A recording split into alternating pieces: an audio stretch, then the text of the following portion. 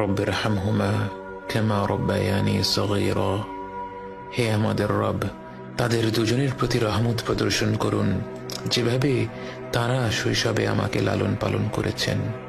বাবা মা যে পরম স্নেহ মমতা দিয়ে একজন সন্তানকে লালন পালন করেন, সৃষ্টি জগতের কোনো কিছুর সাথেই তার তুলনা হয় না।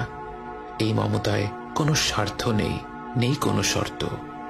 যখন আমরা আল্লাহর কাছে বাবা মায়ের জন্য দোয়া করি, আমরা পৃথিবীর পবিত্রতম মমতার কথা উল্লেখ করে রব্বুল আলামিনকে বলি, আমার রব, আপনি এইভাবেই তাদের উপর রহম করুন।